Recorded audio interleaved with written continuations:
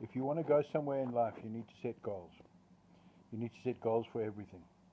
But most importantly, you need to set short-term goals. Like, for example, don't set a goal for the week.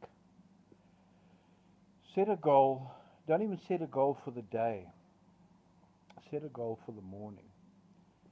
It's interesting to me, but if I read biographies and that of famous people and how well they've done and so on and so forth, it's interesting that they've managed to, they all have the goal setting thing in common.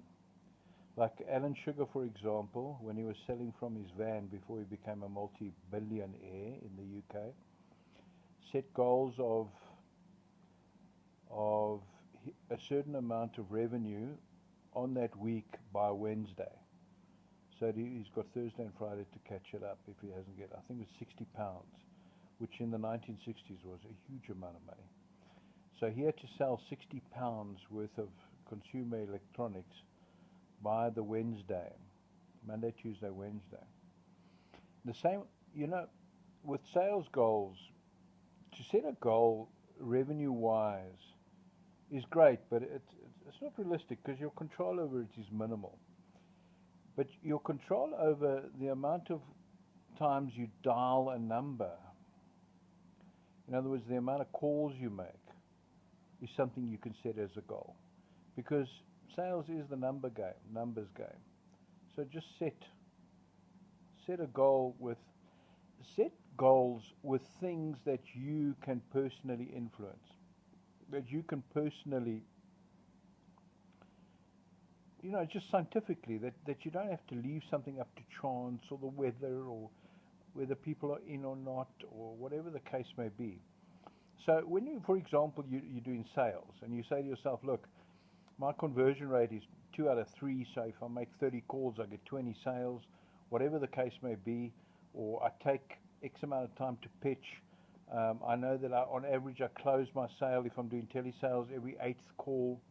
In other words, I've got to call the client 8 times, and on the 8th call to the same client, I eventually close him, etc. So if you know that and you know it's a numbers game, then instead of setting a goal of 100 grand a week in advertising sales, set a goal of 120 calls a day, irrespective. Just the amount of times you dial the phone, not whether you get through to people, not whether it works, not just the amount of times you dial the phone. Set a goal for 120 calls a day, because that is something you can do, because you just got to move your fingers and do it. And what happens is if you throw yourself in the deep end like that, then you've got to start making sales. You've got to get better at your pitch because you're on the line speaking to people. So just pick up the phone and make those calls. But what I'm saying is don't set a goal of 100 grand a week because you can't influence it. You can't guarantee it. The one thing you can do is you can say, if I set a goal of 100 calls a day, I can dial 100 calls. Whether I get through to people or not, things that are beyond my power of influence, whether I get to them or not is irrelevant. Do you understand? If you set a goal that you are personally capable of achieving. In other words, you're not reliant on others to achieve it. You're not reliant on the client to say, oh yeah, I want to book X amount of advertising at X amount of revenue. You know what I mean? Nobody can influence the amount of times you pick up the phone and dial it. Interesting. And you will realize that in life and in sales, it's all just a numbers game. It's one big fat numbers game. Set your goals. Just make sure, the first rule is put a goal to everything. That's the first rule. The second rule is make them as short as possible. In other words, have a goal for lunchtime. Not your daily goal, but the amount of calls you can make by lunchtime, and the amount of calls you can make by that time, and the amount of etc., etc. Don't set a monthly goal. That's a waste of time.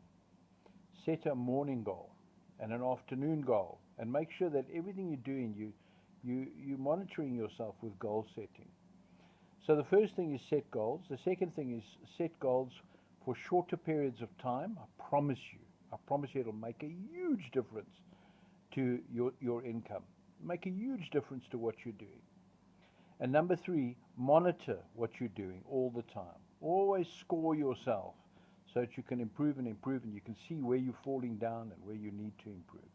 Very interesting.